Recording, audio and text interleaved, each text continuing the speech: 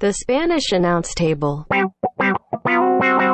It is episode 415 of the Spanish Announce Table. It is December 29th, 2022. It is the last Spanish Announce Table of the year. The 9th or 10th time we've done one of these, Tom.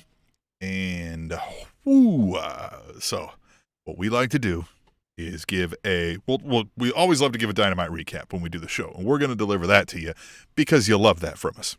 We know. What we're also going to do is give you a rundown of the biggest things that happened in pro wrestling this year. We're talking a few news stories, some storyline events, et cetera, kind of give you the here's what you may have forgot that you should remember about 2022. And then the thing everybody's waiting for. It's the Table Awards. I don't think we've ever gotten a great name for these. The 2022 tables. And we're going to deliver, I think, best matches of the year, top 5 matches of the year. We're going to do best moment, worst moment, best male wrestler, best female wrestler, right? Some stuff like that. Stay tuned for all of that. Of course, if you're live with us on the YouTube, please chat with us. Talk to us. Be our wrestling friends. We need some friends, right? I mean, it's just me and Tom. We can get on each other's nerves. We need some wrestling friends. You know what I'm saying? You ain't lying. And as you mentioned, we've got a great rundown. So let's not waste any more time. Let's get right to it. Let's not. Because last night's AEW Dynamite show, in my opinion, is one of the best ones of the year. And it was just jam-packed, moment for moment, match for match, as top quality entertainment in the pro wrestling world. And it kicked off with a banger. It started with the American Dragon, Bryan Danielson, taking on All Ego, Ethan Page. Tim, this opening contest, what did you think about it? Great. I like that AEW will do this, right? They will come swinging out the gate with one of the better matches on the card, if not the best one, to just get you rocking and rolling, to be as white sounding as I can. And it just was fun, right? I like, we've also got, that you did not mention, MJF is up in the suite with somebody who's not his fiance, saying, I found the only attractive girl in Denver, Colorado, to just shit talk Bryan Danielson. And then Ethan Page gets the advantage while Danielson's focused on that. And then he leans into him. He's like, MJF's up there going, I thought you were the greatest in the world. What happened? Luckily we didn't get a whole Booker T or Scott Hall, you know what I mean, commentates the whole match. They ended that. And then I even liked that Ethan Page was like, hey, fuck you, man. You know what I mean? Like, shut the fuck up. I can do this. Fuck off. Fuck off. You don't need my help. I don't need yours. Yeah, I thought it was really good. I thought they did this a lot better than when I think it was Hangman versus John Moxley before the concussion happened. I believe that was the match where Correct. MJF Yeah, I think was you're right. Also in the skybox, but every 3 seconds it was, what's MJF doing? And MJF to the point was like, nothing. Stop showing me, right? Like I'm checking my watch to see when the segment ends, motherfucker. So I thought they handled it way better this time. Again, peeking behind the curtain, I think that new hire that everyone's so ecstatic about, as far as from the production side, is helping. And this was example A, B, and C as far as how they've gotten better. Because, you didn't see MJF a million times. You saw him when you need to.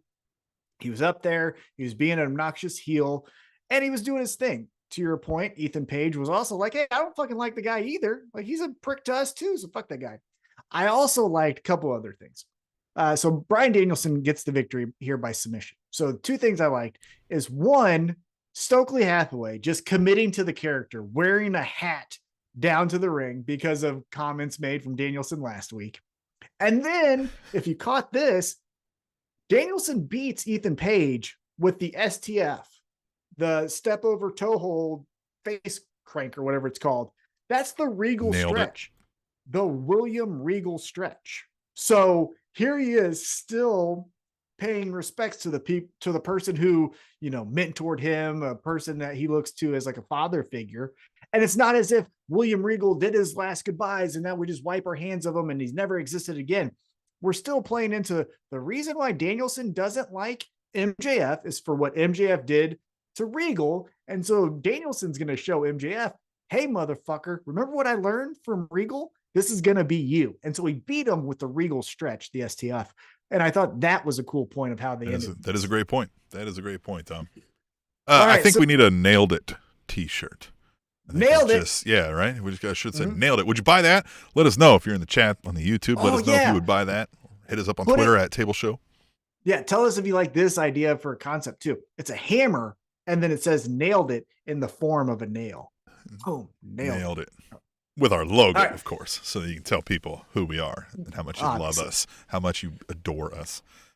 So after the match, Wardlow is interviewed backstage, but before he could even really say anything, Joe blindsides him, Samoa Joe that is, with a steel pipe and hits him in the leg. Says, "Wop wop! Remember that, bitch?" Yeah. Because later in the night, they are going to be our main event. So it looks like maybe Wardlow can't make it to the match. So takes him out, hits him in the leg. Yeah, the best part of this is Joe, and one of the most sociopathic things he can do is just like, I did this to you. I did this to you. I did this to you. Just like, oh, yeah, we know. No, we it's great. Yeah, I love it. Samoa Joe, I mean, we'll get to it when we get to the main event, but Samoa Joe can do no wrong as a heel. Even as a baby face, that indestructible, like, you know, immovable object kind of baby face that he could do is great. But when he's a heel like this, and what we'll talk about in the main event, chef's kiss. It's impeccable. But we come back from commercial, and Hangman Adam Page is still getting checked out this week by the doctors to see if he can get cleared. And Renee Paquette walks up and is like, "Hey, Hangman, let's get a word about your medical status." And he instantly almost cuts her off, but quickly answers, "Oh, of course you would want to know," alluding to the fact that Renee is married to Jon Moxley. Hangman doesn't like Jon Moxley.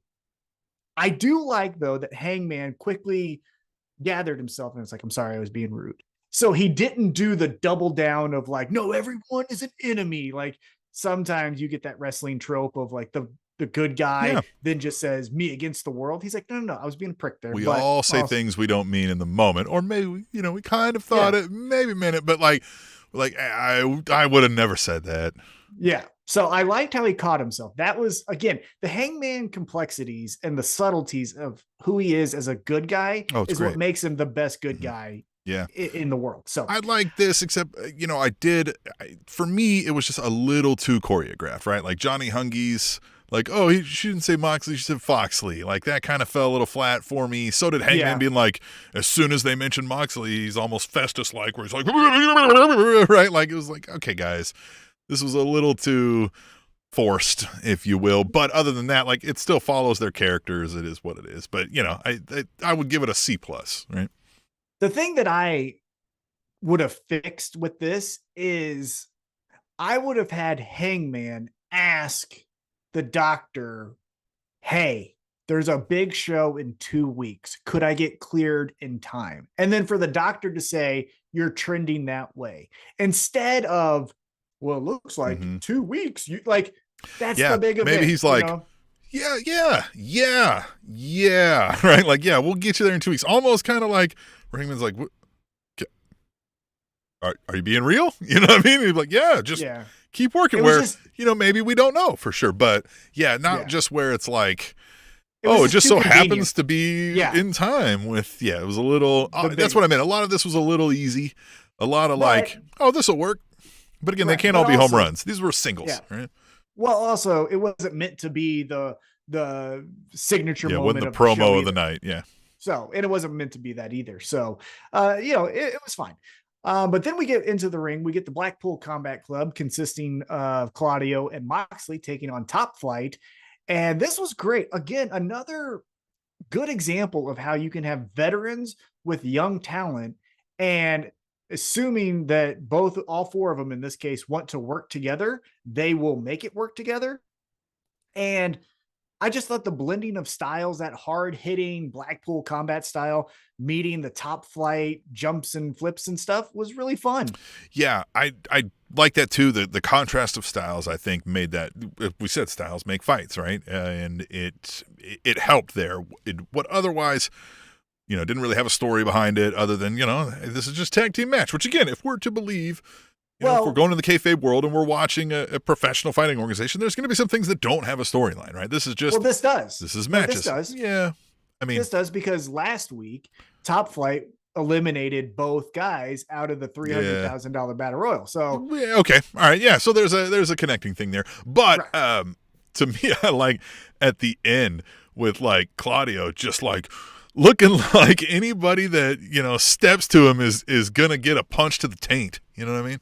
Like he was in it. He was feeling himself. That was the only miss for me, to be Oh, honest. really? Because, All right, because of who he is. It didn't make sense. Top Flight didn't low blow him. Top Flight didn't do a crotch chop to say like, no reason for him to get that angry. Huh? Yeah, there was no reason for him to just bully Top Flight. Well, maybe if we just get away from him being the nice guy. Now that would be good, but it wasn't consistent with his character. Now, again, if this because is him playing switch, a guy of being like, what are you going to do to me? Have you seen me? Have you heard me? Like, if he just started being like, hey, you want to go? You want to get swung, motherfucker? Like, what are you going to do to me? Right? Like, hey, I wouldn't hate that. I don't know if he's got it in him, but. Well, honestly, one thing that I left with this match thinking is, as you mentioned, Blackpool Combat Club gets the victory with the uppercut, and then Moxley does his paradigm shift on the outside.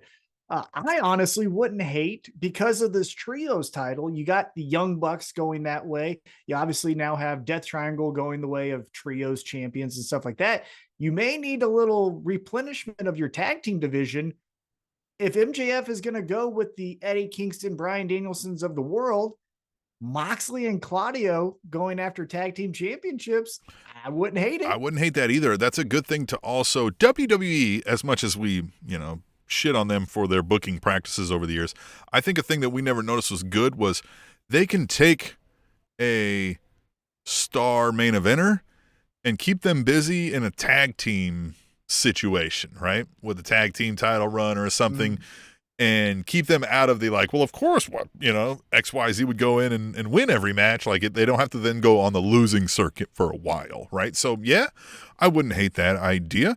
I don't think it'll happen, because currently Claudio is your Ring of Honor heavyweight champion, so True he that. has business He's too busy. to go there. Yeah, but what do you fans think? Chat with us live on the YouTube, of course, and stay tuned later. We're going to cover a 2022 year in review and give our table awards. Best of, definitely. Right? But anyway, back to the Dynamite recap, Tom. Yeah, so then we get into, honestly, the most odd and interesting thing, in my opinion, of the whole night. And it was kind of almost a throwaway line, but the friction and tension is really what captivated me. And what I'm talking about is backstage, Best Friends and Kip Sabian are being interviewed, and Kip Sabian is essentially saying like, hey, Orange Cassidy, we're going to close this chapter because, you eliminated me and all this stuff. So I won the All Atlantic Championship. And then Trent was like, actually I eliminated you. So with your logic, I would get the championship match. And then Orange Cassidy was like, yeah, okay. Yeah, let's do that. Yeah. And Trent, this is where it got interesting. Trent was like, you sure you want to do that? And Orange Cassidy's like, yeah, I don't care. Yeah, Orange Cassidy, true to character. It's like, yeah, whatever, man. But this might get him burned, right? Because anytime the cards are down, the chips are down, whatever your, phrases that you want to use there, the Best Friends had his back. Not to say that Trent would ever do anything dastardly to get the upper hand, but could this cause friction between Best Friends and Orange Cassidy? No, but here's what I would do, right? So Orange Cassidy doesn't necessarily cheat in his matches, but he does some things that are definitely non-traditional and outside of the realm of anything else you see in any other pro wrestling match that his opponents are off to complain about, right? Like, hey, what the hell's this guy doing, right? Fucking hands in the pockets or putting on the sunglasses or fucking doing a doohickey off of the top of the what, right? Like doing something weird. So if he's going to do something like that to mess with Trent, but Chuck were to prevent him from doing so, thus him being like, hey, bro, what's the deal? And then whap, Trent takes advantage of the moment, and then we get a little bit of a rift because now Trent's standing there like, hey, I'm the All-Atlantic champion. And Orange Cassidy's like, whatever. But maybe we don't believe his whatever. It's going to be interesting. Could be very interesting. Could be some of the best storytelling we've had, but I don't know if they'll go this route. I think it's more of a special attraction. First time they've ever wrestled in AEW. I think that's the route they're going. However, if they do want to go with the storyline, I think there is some legs to stand on. But hey, let's give Trent some love. You've been shouting it from the mountaintops. Trent is utility player number one. Yeah. Oh, he is, as much as Jon Moxley is the true heart and soul MVP of AEW, and that is not to be, questioned at that main event level. In my opinion, Trent is that at the mid card level. If you need a match with Will Ospreay, Pac, Kenny Omega, Hook, whoever it is, Trent will do it. Tom, everybody needs to stay tuned for our 2022 year-end table awards, where we give you the best of some key categories here of the year that was Pro Wrestling 2022. But right now on the spot, I think I just came up with a consensus new award, Tom, for 2022 that we're going to have a consensus agreement on. The 2022 Workhorse of the Year is Trent. I believe so, honestly. Yeah. I mean, again, you could argue at the main event level that is for Jon Moxley, but Jon Moxley, Bianca Belair might be a one that you throw in there. I mean, she's been there at every turn all year, never hurt, never throwing a fit. Yeah. Oh, you know what I mean? Holding titles or not, like that. There's an argument there. I think these are the contenders, but Trent, I think is number one. Has been in so many things, many things. He could, I mean, literally think about the resume just this year. He's had matches with Moxley and Will Ospreay and FTR and the Young Bucks. I mean, just all of them. And then even in the tags, he's done all that stuff. But we're getting off track. Let's get back on track here. Stay tuned for the table awards. Definitely. So we get back in the ring. Balaam Links. Nailed it. Took on Hook. And Hook absolutely murdered this poor bastard. I mean, submission by Red Rum, and that's what it needed to be. Where it got fun, though, Stokely Hathaway walks down with Lee and I'm not calling him Big Bill. It says it here, but I'm calling him Morrissey. And he cuts a promo on Hook. Yeah, Morrissey cuts a promo on Hook saying he's the Southwest Airlines of pro wrestling because he isn't reliable. It's fun. But the payoff was when Morrissey stares down at Hook inside the ring, and Hook is like, I don't care. Yep. Like, what are you going to do to me? And everyone lost their mind. Side note, we'll get back into this match real quick, or this post-match real quick. The crowd last night was outstanding. Oh, yeah. Another awesome crowd for AEW. That the definitely Christmas helped. Spirit. Yeah, because this moment could have easily just been like, okay, a big guy and a short guy. But when the crowd got excited, it got me excited. And I go, well, fuck, I want to see Hook throw this bastard. It's the simplicity of it. Morrissey, not Big Bill, Morrissey is much better suited in this moment. He's not saying much, but he's just flexing on a chump because look at the man, right? Like he looks like he was sculpted by Michelangelo. He's humongous, and you would be intimidated if he was doing that to you. I mean, maybe not Tom. Yeah. Tom's tough. And then you've got Hook, who is just everybody's favorite. Bitch, I don't give a whatever, dude. I got chips to eat and girls to call. Like, you are in the way, and let's do this. Loved it. Credit to both guys here, though, because Morrissey does get the choke, not the choke slam, but gets him up.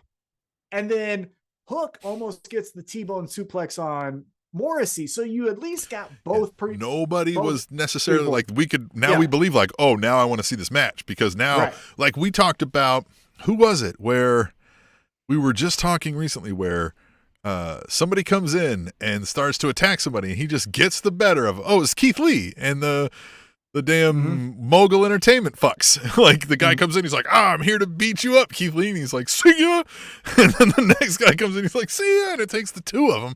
So I don't care to see him in a match with either of those folks. But here, now I'm very interested in Hook versus Morrissey. Fuck this Big Bill. I ain't calling him Big Bill. But before the segment ends, we get Jungle Boy Jack Perry pulling a hacksaw Jim Duggan and taking a 2x4 to the back of Morrissey, and then he chases off the rest of the firm. I don't know what this is. I like it though. It's two young guys. Now, here's what I would do. One thing with the firm, and I get the firm fell flat as soon as CM Punk's whole all-out post-match thing happened. And even he got injured, so I don't even know if the firm would have been able to do anything if that altercation at All Out didn't happen. But one thing I would change is get more of them together. It feels very like Ethan Page is with Bryan Danielson. and then Lee and Morrissey is with Hook. Like, no, all three of them should be after Danielson, and then in the next segment, all three of them should be against Hook, and then get the Ass Boys. Like, it feels too segmented. You know what I mean? It's like they're a group. Go back to the NWO days, and I'm not trying to say let's always do what was in the past, but one thing that was but it's realistic. Well, yeah, one thing that was interesting about the NWO is when they went after DDP, it was Kurt Hennig, Buff Bagwell, Scott Hall, Kevin Nash. And then when they went after Sting, it was Kurt Hennig, Buff Bagwell, Scott Hall, Kevin. Like, it was always everyone. It wasn't just they were ride or die. Two guys. Yeah, it was all of them. Make a phone call. If we're robbing this bank, we're all eating tonight. You know what I mean? So we're all robbing this bank tonight. You know what I mean? Let's do this. I want a little bit more of that, because then the Hook and Jungle Boy pairing would make a little bit more sense, because it's, hey, I'm getting beat up by all of these guys. You're also getting beat up by all of these guys. So let's beat them all up, not just two guys where it's 2-on-2, you know? Yeah. By the way, Spanish Announce Table does not condone robbing banks. Public service announcement. Chiefs fans, as we are, need to pay attention here. Yeah. Don't be robbing banks. Don't rob a bank. Ill-advised. So Chris Jericho cuts a promo on Ricky Starks. Google that. Chris Jericho cuts a promo on Ricky Starks. He says, big mistake. And then he says, January 4th, Ricky Starks, Chris Jericho, they're gonna fight, and we're gonna see what happens. So yeah, cool. Fine. We come back from break. The Mogul affiliates, as they're being called, are being interviewed backstage, and Shane Strickland is talking up how they took out Keith Lee. And then out of the blue, here comes Yuta. And Yuta's like, of course you would do this. And it was okay. Like, he held his own. Yeah, but I thought this was good. I thought Swerve saying, like, say less. Yeah. Okay, sure. Like, no, I loved both performances. And I like how this fits. Again, this is how you can... Nobody would have expected this storyline, I don't think. Nobody was like, oh, so now it's obviously going to go to Wheeler Yuta and Swerve Strickland. We are expecting Swerve Strickland and Keith Lee still having a saga here, right? But if maybe we're not getting there next week or whatever, I like these little offshoots, right? Wheeler Yuta is the, hey, let's cause chaos, right? Like, he's getting a little bit of that edge right now, like, got something to prove, but also considers himself of being, you know, above this, right? Like, hey, it's about pro wrestling violence, right? Like, this is the Blackpool Combat Club kind of John Moxley, Danielson approach, right? Of like, hey, you don't need to do that. Just step in the ring and bloody somebody's face. That's all you need to do. And that's kind of what he's saying here. Like, of course you would do that. Like, you're going to sneak around instead of just showing up and fucking beating the shit out of the person, which is what now I'm going to do to you. So I liked that aspect of it.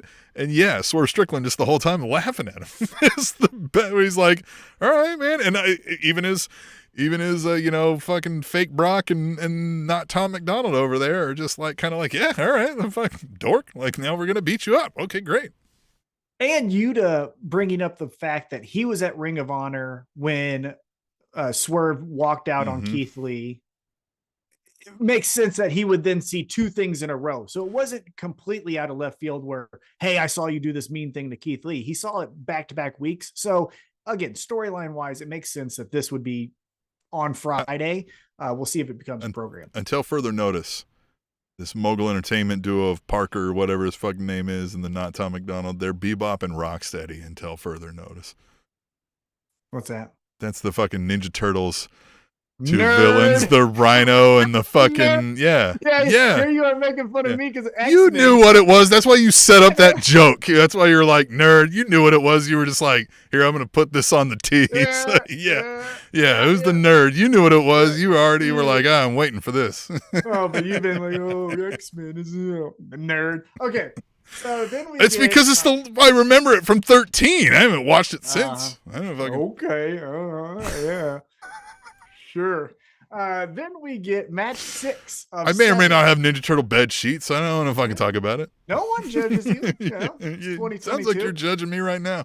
Nah, you called me a nerd. Like, hey, some people not a judging way, right? Yeah. Some people pay a lot of money to get that nickname. Yeah.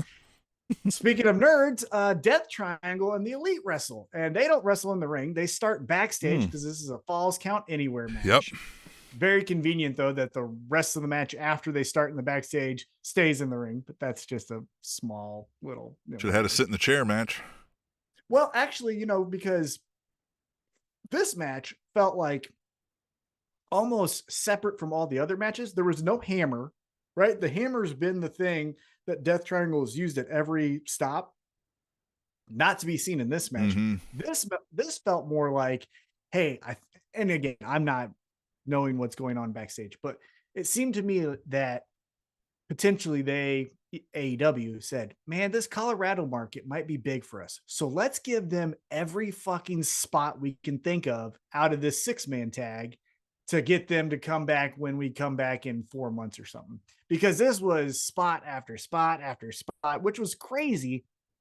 The finish comes when Pac has Matt Jackson in his finisher, but as he's doing that, Matt Jackson can see Kenny Omega put Ray Phoenix in the one-winged angel. He hits that. One ref counts 1, 2, 3 before Matt Jackson can tap out to the submission. Yeah. So we get the Elite tying up with Death Triangle. What'd you think of the whole thing? I feel like all of this is a smaller representation of the whole that is the Elite, in that this best of 7 should have been a best of 5. We had enough written for a best of 5, and we're going to stretch it into a best of 7. We're going to run a little long, and we're going to repeat some stuff. And that's what we get with the Young Bucks and the Elite a lot of times. Whenever you're taking in any snapshot of them, that's kind of what I feel, right? It's like, hey, that was good, but you did it 3 times in the match, right? Like, it felt repetitive. Yeah. It felt over the top. And here, like, the thing with best of 7 is, for me, I understand, right? Best of 7 in wrestling is that, like, hey, this is a feud to, like, show who's finally the best. Because in any given night, one of us can beat the other, so let's do a best of 7. But I just don't feel like this was a storyline that had built to that yet, right? And it just kind of feels... Nah. Kind of. If I lay it out for you, you could get there. I think what failed, and this isn't necessarily anyone's fault, the effort to tell that wasn't executed properly. Because if you look to the history of AEW, look, the Young Bucks and the Lucha Bros had possibly the best cage match of all time. Right? The Iron Man match in Kansas City, in Independence, Missouri, the week of my wedding, between Kenny Omega and Pac, was one of their best matches of all time. Tony Khan still brings it up to this day in interviews. So, and again, we can also talk about Kenny Omega and Ray Phoenix. And then, I could spell out the 6 of them have wrestled each other a million times. Especially early days of AEW. Yeah. And then you say, hey, these are the only 2 champions that have ever existed with this title, best of 7. So again, we could get there, but it felt shotgunned. It felt, hey, that's what we're going to do. Okay, cool. Well, you want to tell the story? Nope. Let's just get into it. Yeah. That's the thing is the hanger story should have been the payoff and felt like that's what they were doing. But then they paid that off last match. It felt like kind of maybe. Yeah. Well, that was kind of the payoff. It was like, okay, we've done this 4 times, 5th time, all bets are off. Use the hammer. I don't give a fuck. I'm going to bring a sledgehammer or whatever, right? Fine. But now we've got 2 more matches to do. Well, we did one, like, so yeah. Now we did one, but yeah, that's kind of how I felt about this, and that's kind of how it felt like it presented itself. So, fine. It wasn't bad, obviously. Like if you showed it to anybody, they're gonna be like, "That was crazy good." You'd be like, "Yeah." And that's so were the other 5. But that's what I think was good about this one is new market. Again, if you showed any casual fan what AEW is and you say, it's probably a little of this, they'd be like, well, fuck, I like that. So it was not out of place. To your point, yeah, they did this last week, so maybe don't do it again. But it still served a good purpose. The thing that I had wished, and I said it last week on the show, and then I forgot that they record Rampage after Dynamite. But if I had the pencil and I had the scheduling, booking decisions, I would have made Rampage and Battle of the Belts on a special Friday night. This would have been the last and only night for Dynamite.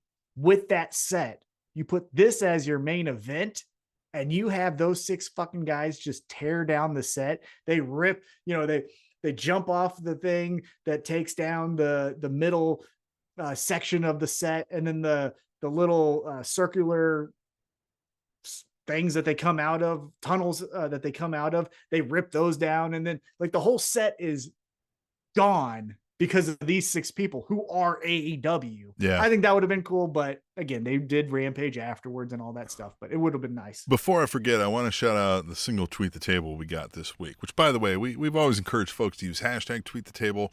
We understand Twitter may be in its final days, right? Oh, it is not. No. So, I mean, maybe not. No. But keep using hashtag Tweet the Table, but hashtag Tweet the Table may have seen its most prolific days.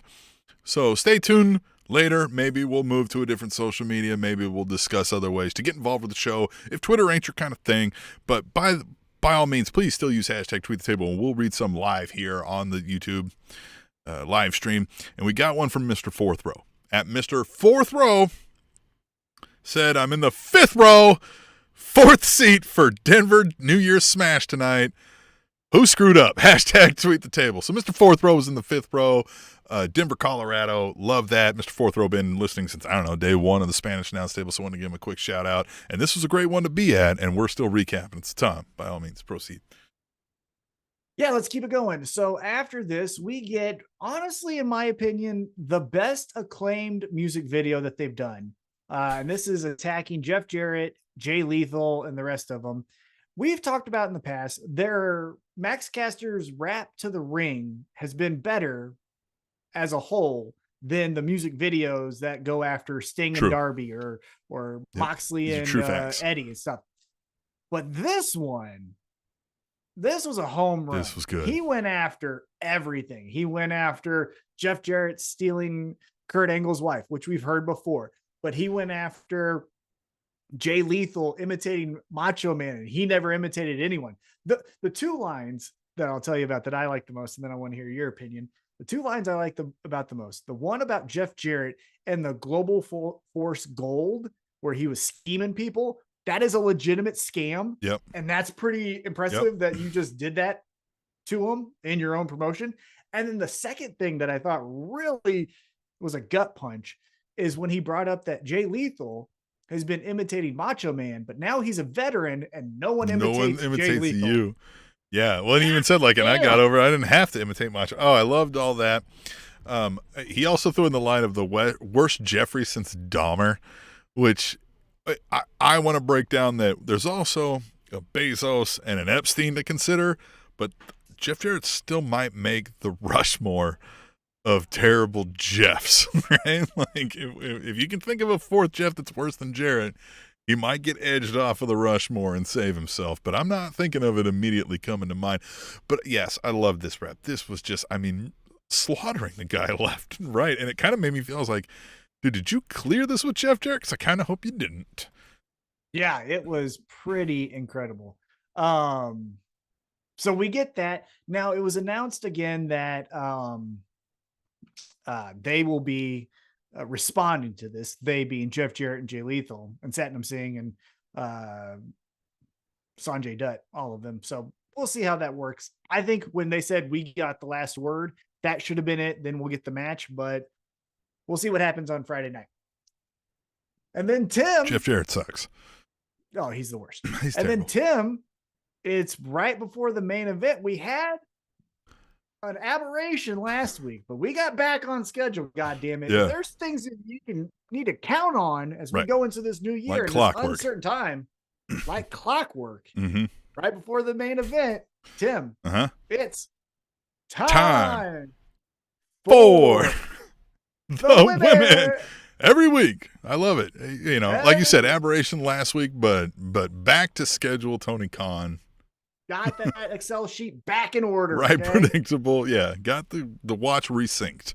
Got it resynced. And we get a good match here. It's a tag team match. Tay, J-A-S, Anna J, and Tay Mello now. Again, Conti, what happened? I don't know. I mean, I think Mello's her real name. Maybe she was like, look, I keep forgetting. Yeah, maybe she's too hard for me to remember this fake name. It's silly. They take on Ruby Soho and the light of my heart in pro wrestling, the joy that puts a smile on my face when I turn on AEW. Willow Nightingale. She's just the best. I just want to skip with her. I just want to hold her hand and skip with her in a field. The best Willow in pro wrestling. Yeah, for sure. Fuck you, Jeff Hardy. And I just want to talk about puppies and talk about our favorite chocolates and who was our favorite boy band in the 90s. Like, she's just, just totally Backstreet, right? I don't know. NSYNC was pretty good. Yeah, they were pretty good. I mean, 98 Degrees had a couple hits, but like, there were some good ones. I think Backstreet had the most. Well, NSYNC probably had the most bangers, huh? Hey, and side note, because we're pretty white guys here, a boy band that I don't think people. You see, I'm almost like the lights almost just blink. Well, I'm saying who we're naming. We're naming. Yes, of course. A boy band that we need to consider that I don't think is ever in the conversation in the 90s, because they were the kings before NSYNC and Backstreet Boys. Boys to Men. Yeah, I feel like it's almost a late 80s, very early 90s. But yeah, very early 1994. 1994, they had the Song of the Year with Mariah Carey. Yeah, but I feel like after that, that's where it tanked. You didn't hear anything late 90s about them. Mid to late 90s was done. Water Runs Dry. I think that was 98. Yeah, but their height was early. But yeah, that's 90s. It's 90s. Well, no, their height was ended when the white kids took over, and they're like, we're going to try this music. And then all of a sudden, and then all of a sudden it was terrible. They're all white people. Anyhow. But so that was, anyhow, Little Nightingale. It's just one of my favorites. Might name this episode White People. Yeah. And they don't win here, though. I actually thought the finish to this match was really good, where you get the chair trying to be brought in from Anna Jay. Anna Jay. And then the referee is addressing that. So then Ty Mello brings in the chair from the backside, hits her in the back, and then gets the victory. And we get Tay JAS with the victory here. I don't know what that leaves us. Maybe maybe Ruby Soho gets pissed at Willow. I don't know. Where would you go from here? Rematch? First and foremost, I'm really tired of the hey, let's try a Brangelina naming thing that Jericho and his affiliates do. Like, stop it. We don't have to marry every name. And he did this in WWE a lot too, right? Like with Jericho and like, who? He's corny. Branding overdone. Yeah, he's corny, but it fits for this because they're sports entertainers, and this is what WWE would do. True that. It sucks, but I think it's supposed to. It sucks, but it's supposed to is also a strong title name for this episode. There you go. So then after that, we get the Ass Boys leaving. They say they're in party mode. Great. Absolute Ricky Starks. He cuts a backstage promo saying he's going to beat up Jericho. That's all great and everything. And then we're back from commercial, excuse me. And we get to our main event for the AEW TNT Championship. It's Samoa Joe taking on the hobbled Wardlow. So Samoa Joe walks out. He says, I'm the fucking man. Obviously, Wardlow can't make his way down. Wardlow does the admirable thing where I can fight and pushes everyone to the side. Sells a good leg injury throughout the match. Credit to him. He does pretty good here. I like that because one thing that I think he missed a bunch. He sold when he remembered, but he often forgot. But no, I will counter that because when adrenaline in a real match is happening, even in a game, it doesn't always hurt you, right?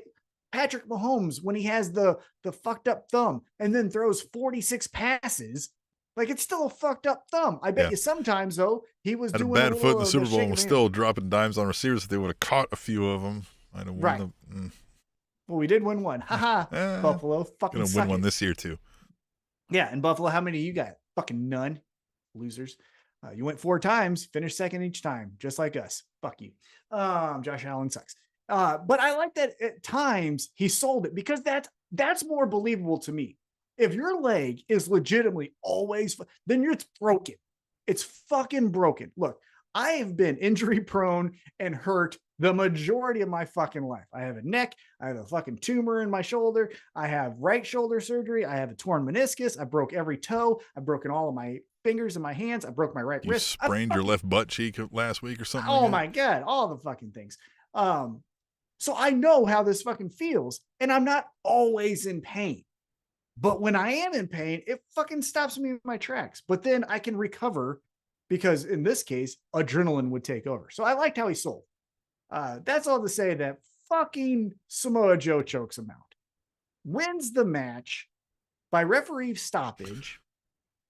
And I believe this was actually the third time now that I'm looking through the notes. So Samoa Joe wins by referee stoppage because Wardlow doesn't tap out. He just gets choked out. I believe Top Flight and Blackpool Combat Club ended the same way with the uppercut, and then he couldn't get up. And then I think Bryan Danielson also beat Ethan Page by just submitting him. And Ethan Page didn't tap out. He just fell. Yeah. So unconscious. kind of how we said this new hire for their television production is much needed. There's also somebody on the match production side that's overseeing the whole show and going, hey, we got 3 of the same finish here. 2 of you need to rewrite. Well, to a certain extent, I think a submission sometimes, if you want the other person to look strong, that should make them go unconscious. So Ethan Page maybe shouldn't have gone out, right, unconscious to the Regal stretch, but Wardlow not tapping out still saves face for him. So yes, I agree with you, but I do like maybe the faces get passed out, never submit, but your heels submit. Tap. Yeah. So that was the match. We get the match with Samoa Joe retaining his TNT championship. He's still the king of television. And then afterwards, pushes Paul Turner down, the referee, goes to a toolbox, gets some scissors, and cuts fucking Wardlow's hair. Okay, before we go on, what is he going to be bald? Is he coming back bald? Maybe, I don't know. Or maybe Wardlow was just like, hey, listen, I'm tired of the long hair. I'm going to go to a short haircut style or something. Let's work it. But, I don't know. This maybe is some sort of repackaging or at least refocusing of Wardlow. We talked about how, hey, it wasn't hitting TNT title thing. We loved him escaping from MJF, but without a planned thing to do that he wasn't going to fit into, right? Because he wasn't quite ready for, let's have him beat the world champ. Then there wasn't anywhere to go. So maybe we just see him reworked a little bit. Got a new focus. Now we'll get the Book of Wardlow. Oh, Powerhouse Hobbs. I miss him. Let's get him back on our TV screens. Not in a promo, in an actual match, kicking some ass. But then after Samoa Joe cuts Wardlow's hair, Darby Allin runs in and cracks him over the back with the skateboard. Joe then rolls out to the ring. Is like, what the fuck? And Darby Allin holds up the title and he says, bitch, I'm coming for you. And that's the show. So what did you think? I kind of told you my thoughts. What do you think about overall? Again, I think this is an easy A show here. They nailed so many things. There was a few things where we nitpicked here, but I don't think we hated any of it. Didn't really think any of it was too terrible or a waste of time. We didn't get Jeff Jarrett. We got Jeff Jarrett referenced, but we got Jeff Jarrett fucking scorched earth, which is always great. Right. If we're going to get Jeff Jarrett, at least better be this way. Yeah. This is the best. Jeff Jarrett is getting dragged. There we go. That was our last AEW Dynamite of 2022, Tim. So now let's roll into a little bit of the news that we recapped in the year of 2022. All right, 2022, man, Tom. Pro wrestling is always a bizarre world that we watch, sometimes reluctantly. But there was a lot of things that happened this year that you may have forgot about because only a few things, you're getting older. It's hard to, to maintain things, right? I know. If you've been listening to us for this long, it's time to take your Motrin, right? Anybody that's been listening this long, hey, man, it's happening. All right, so January kicked off kind of light, right? Like, Cruiserweight title was once again eliminated from the WWE Universe. They've never known what to do with that, so better they just get rid of it. I mean, I don't... What was 205? Who cares about that? Ronda Rousey returned to the WWE at the Royal Rumble, and I was there. You were there? You recall, I went to the Royal Rumble. You did go to the Royal Rumble. Now, first time ever. The whole thing about Ronda Rousey returning is just like, I think she's delivered exactly what we thought she would. Like, just almost below average material, if I can be honest. Yeah, she's not good. Mm-mm. Yeah, if we would have expanded our categories to worst wrestler, male and female, she would be on the female side, 100%. Stay tuned. We will be delivering the table awards, our little best of for 2022 at the end of this segment. But in February, Shane McMahon was released after his aggressive and selfish actions at the Royal Rumble and just generalized dickhead demeanor, apparently, the whole time. And do you think he's coming back in 2023? No. And we will discover this is a family trait. All right, in March, Tony Khan officially announced his purchase of Ring of Honor and his intentions of operating them as a separate company from AEW. Now, we've discussed a lot this year about AEW ROH, right? Like just it was here too long, I feel like. Now, the year of 2023 may be the resurgence of Ring of Honor. Well, also counterpoint. We don't have feud of the year, but I think we would agree. Maybe I'm speaking for you. Disagree if you'd like to. I think the feud of the year was MJF and CM Punk. That was the feud of 2022. Probably, yeah. But a dark horse, holy fuck, if you just put them together, FTR and the Briscoes, which happened under Tony Khan owned Ring of Honor, was a fucking delight. Yeah. So 3 solid matches that were probably in the top 10 of matches for the year. Yeah. So I understand. Yes, it was Dynamite. What the fuck are we doing? There's 37 titles on this show now, all this stuff. Yes. Yeah. But when you take a step back and you say, hey, he delivered on FTR and the Briscoes, I mean, can you really fucking what would WWE have done? Just gave it to you on Peacock. So go fuck yourselves. 2022 also proved to be the year of William Regal as he debuted in AEW at Revolution after having been released by WWE in January. However, Regal would later request and be granted his release in December to return to WWE. There's a lot of why and reasons why, that we'll get into throughout the rest of this year. But William Regal, in much more focus than I think he would have been otherwise in 2022 if he hadn't been released, picked up, going back, involved in some big storylines. Yeah, and I think his effects will still be felt in 2023. As we talked about on the recap of Dynamite, Bryan Danielson's still using has now started to use his finisher, part of this feud with MJF. So he's still in the tentacles of AEW. Yep. Also in March, Triple H officially announced his in-ring retirement. Now, this is before Triple H gaining power, which, again, we'll talk about later. But this is him coming back from his heart attack, right? Remember, he's just now kind of getting back into work, but he officially announces his in-ring retirement, which, I mean, look, Triple H, I think, is quietly a top 10 wrestler of all time, or maybe top 15, right? Like, if you add up the accolades and the things he went through and the notoriety, I mean, he's in that fringe level up there, right? Definitely top 25 if you're arguing top 15, but I don't think anybody ought to argue him not being in the top 25 at least. And I mean, in his overall impact on pro wrestling as an industry, though, however, might be top 5 to top 10. He is in the top 250. He is in the top 250 somewhere. Big E in March suffered a broken neck during a match on SmackDown, and so far it appears we may never see him wrestle again. Friend of the show, we've interviewed Big E. We went to a car dealership during an ice storm and had a great time. He was so gracious, so nice to us. So inviting, and honestly just felt like he was hanging out because he was bored. Nobody was at this car dealership autograph signing because it was a legit ice storm in Kansas City. Sheets of ice, Tom. I think we had to drive there at like 5 miles an hour. I think the other thing that you're forgetting about, it was a Super Bowl Sunday. It was also on the Super Bowl Sunday. Oh, yeah, it was a day should show. Have been. Yeah, but it was a day show. It was a 2:00 cage match with I think the Shield versus the Wyatt family. Yep. So yeah. And the last story of March, Scott Hall passed away. Complications from a fall. That one hit the industry like a death I haven't seen in a long time.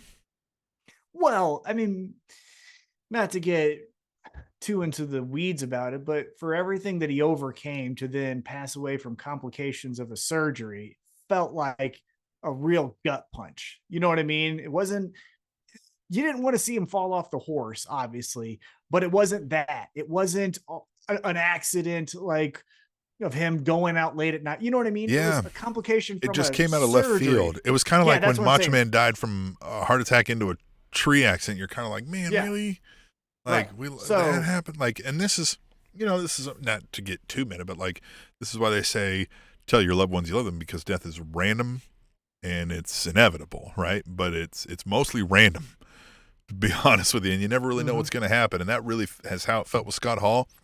And it's kind of one of those where you don't know what you've got until it's gone, because I think everybody then looked back and was like, damn, man. Like when we talked about 2022 Workhorse of the Year and the Intercontinental Champion being the Workhorse title, like Scott Hall might embody that of the entirety of pro wrestling's history of being the workhorse.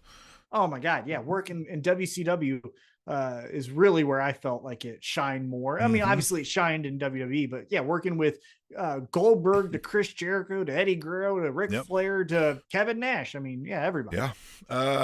Rolling into April, Roman Reigns defeated Brock Lesnar at WrestleMania to become the undisputed WWE Universal Champion, a title he still holds to this day. Cody Rhodes returned to WWE at WrestleMania after a 6-year absence and creating All Elite Wrestling in that 6-year absence. Steve Austin returned to in-ring action after 19 years facing Kevin Owens at WrestleMania. And remember, they didn't know if he was going to be able to go, so they kept just calling it an appearance at the KO show until they knew. I think they were worried about him getting cold feet, if I had to be honest. It sounds like he was in his own head about it. If you've ever listened to his podcast, he always basically said like he's scared to get back in the ring because he doesn't want to suck, which was what Shawn Michaels always said. And Shawn Michaels sucked when he came back into the ring. So that might have weighed heavily on his mind. That's the worst match of all time. Yeah, that's the worst match of all time. DX versus Brothers of Destruction. We have worst moment. And that did not make my worst moment of the year, but it almost did. Not the match itself. The match itself was fine. It was fun. He did great. Got stunners, all the fun stuff. But the lead up and then the weird talk segment before was fucking awkward and miserable. Like, don't kid yourself. If you're like, no, it was actually pretty good, you like the match, but everything else was fucking dog shit. Well, and yes, to give Steve Austin his credit, he delivered a solid B+ of a match in there, which is, I mean, better than you would expect. So exactly. Yeah, better than you would expect. And more on the events that followed later as we do our table awards, so stay tuned for that. I don't know if I mentioned this one, so I'm just going to say it again. The Undertaker was inducted into the WWE Hall of Fame at that WrestleMania event. And, of course, right, I guess, has it's not even a fall from grace or like a going down in flames, but it just was a slow burnout of the Undertaker. Well, yeah, that was the thing. But I really feel like, and we talked about this when it happened, but the mystique of Undertaker never talking about anything was so captivating. Regardless if you like the Undertaker character or not, he never said a fucking thing. So it was always this mystery where you heard he was the locker room leader and all of this stuff. So what could he be like? Oh my God. But then as soon as he's done, he fucking goes on every show. Joe Rogan, Between the Ropes, all the shit. So by the time he goes into the Hall of Fame, I heard it all. Like, what more could he have said? Oh, he outsmoked Cypress Hill one night when they were too fucked up to hold a blunt. Like, I had heard it all, so I didn't care when he went into the Hall of Fame. I want to shout out Jeffrey Sills in the chat. I didn't realize that was going on. Thanks to Tom for chatting with Jeffrey Sills, talking to us throughout the night on the YouTube chat. If you're watching the shows live on YouTube, feel free to do that. But also use hashtag Tweet the Table on Twitter. Contact us throughout the week. But yeah, with The Undertaker, it just seriously was that. It was this mystique, right? And maybe old Undertaker was this way, where we picture this stoic, doesn't say anything unless he has to, and it's always a prophetic statement, right? And maybe some of that existed at a point in time, but now he is the grandpa who used to be cool back in the day, and just wants everybody to like love him now. You know what I mean? Like where he was like, oh yeah, I remember doing this, and everybody's like, we don't remember you doing this. He's the definition of the old guy relative that if you're single, he doesn't understand why you can't just walk up and make that girl your wife. It's like, brother, that's not how it works anymore, you fucking idiot. Like, yeah. So it we didn't roll work that way back then, but anyhow. So again, we're doing our 2022 year in review of all the biggest moments in pro wrestling in 2022. We kind of strictly stick to AEW and WWE in this, so we're not talking about your favorite Impact Wrestling moment or your NJPW. We might be talking about a GCW. We might be talking about a GCW show. We'll sprinkle in some other things, but by all means, if we left something out in this year in review, or if I missed something on the list because I made this list today in a rush, feel free to, again, live chat is on YouTube. Let's keep it moving. But we'll keep it moving. In May, we got Adam Cole and Britt Baker won the inaugural Owen Hart Memorial Cup trophies. Remember that was a thing. We got the Usos unifying the WWE Raw and Smackdown championships, defeating RK Bro on SmackDown, titles they still hold to this day. Sasha Banks and Naomi walked out of WWE, and correct me if I'm wrong, we haven't seen either of them yet. Still, word is Sasha Banks may be gone, and I'll touch on that later in our 2022 table awards, but stay gone. And CM Punk defeated Hangman at Double or Nothing to win the AEW World Championship. And, of course, we will discuss CM Punk and that AEW World Championship a lot in the coming months here as we discuss our year in review. What a great pay-per-view marred with an old man thinking he can do young man moves. How many times did he fall on his ass trying to do the buckshot lariat? First off, he's old. Second off, he's injury prone. Third off, he's unathletic. None of those things says I can do buckshot lariat. Like, someone should have helped that man out. And Jeffrey Sills in the chat says, did you guys hear the Dax Harwood podcast? He wants them all to do business. And yeah, we have discussed that throughout the show and probably still will. And Tom's calling it now that, like, I called it back then. FTR is still in AEW. So is CM Punk, says Tom. And there will be a showdown. I already got it. Side quest. I already got it. I already know how it's going to happen. This is how it fucking goes down. It's going to be the greatest thing of all time. Tony Khan, we're going to clip this. We're going to send it directly to Tony Khan. I'm going to email it to him. So Tony Khan, this is how it goes in 2023. CM Punk's coming back.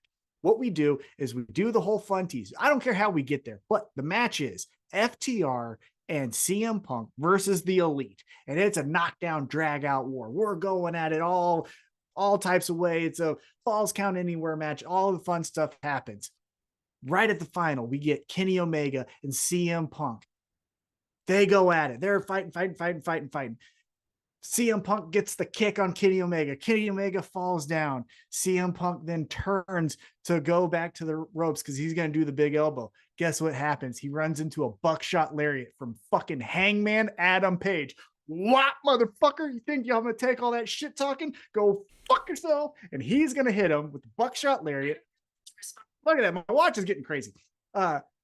Kenny Omega pins CM Punk. They win. FTR Young Bucks then want to go at it for the tag team championships because they think they're the best tag team. You get Hangman Adam Page versus CM Punk for the feud that is really the feud that all started this. And then you get Kenny Omega to go after MJF, who is now your two-time AEW champion right before 2024. And it's going to be MJF, Kenny Omega, the heart and soul of AEW versus the war of 2024 MJF. And that's how you end the fucking year. Give it to me. All right, clip this and see if we're right when we do the 2023 year in review. But right now in the 2022 year in review, we are covering into June, and we talk about Jeff Hardy getting arrested for DUI again, this time with police dash footage made public. And that was, I think that's when everybody was like, hey, man, it's time for this guy. Like you guys got to stop. You guys got to stop enabling, right? Look, I want everyone to make money that wants to make money and needs to make money. I'm not trying to take away anyone's income because that's selfish and mean. However, if you want to stay in the pro wrestling world, I think the thing that we've kind of identified is he can't be on the road. He can't be on the road. Somebody needs to be getting him town to town. Well, no, I'm not even saying that. I'm saying that maybe AEW needs to somewhat have a home base, wherever that is, Jacksonville or wherever. And you can have his mind and his, genius of his pro influence. wrestling. Yeah. Right. And have him fucking do that day in, day out where he can drive 20 minutes. But even back at that, I would send an Uber. Well, now we're getting a little crazy, look, but I'm saying, to deride him. Look, I understand it's a disease. I've had family members die of this disease. I understand the complexities and the hardships of it. I'm not meaning to deride him or any of his loved ones or talk shit. Like, I know, look, I mean, we've all got our fucking vices. I'm not getting into that, but I'm just saying if you're going to use him because he is a draw, he will make you will get a return on investment. But I don't know that you're doing anybody any good if you're not taking the proper measures. Well, and that's what I'm saying. So I think, and maybe this is just me knowing how some of the wrestling world works. I think when there's so many people in rent-a-cars going from town to town and this to that, things get lost in the shuffle. But if you can say, Jeff Hardy, you're going from point A to point B, that's easier to keep in constraint of saying, hey, you're doing this from 8 to 2, and then from 3 to 5, you're going to your AA meeting or whatever it is. Yeah, whatever right? it is. Like, that's where I think his role could be. Shout out Jeffrey Sills in the chat once again, telling Tom he just won Booker of 2023 with his little suggestion on the Elite and CM Punk and FTR and Cowboy Shit. We are a Cowboy Shit podcast, by the way. Oh, if you're you new want to to the talk show. shit on Hangman, you better not let me find out where you live, because I will go up to your house and put 5 across your lip. All right, and stay tuned throughout the show. Tonight we're going to cover our 2022 Table Awards, give you the best of 2022. But right now we're covering all the things that happened in 2022 that were notable. And in June, we got Jon Moxley defeating Hiroshi Tanahashi at Forbidden Door to win the AEW Interim World Championship that was just made vacant from CM Punk having won it and couldn't compete because he broke something, I don't know, foot or something. I don't remember which one this was, but he always breaks something when he wins a world title. Broke his foot. So Jon Moxley, this was supposed to be like a winner gets a title shot, if I remember correctly, at the beginning of this booking. But CM Punk. No, this was supposed to be Tanahashi versus CM Punk. That's what they did. Oh, that's LA what it was. show. It was Tanahashi versus CM Punk. That's right. Yeah. Okay. Good correction. Good job. See, Tom, I told you remember these things more holistically than I do. Well, that was the LA show. Yeah. But that was the LA show where MJF fucking scorched earth everyone. Well, and that's it. We got MJF cut a scathing promo on Tony Khan on an episode of Dynamite. He asked to be fired and would not be seen again until September. And this promo had everyone going like, man, was this real? Was this fake? And I think the answer is some of both.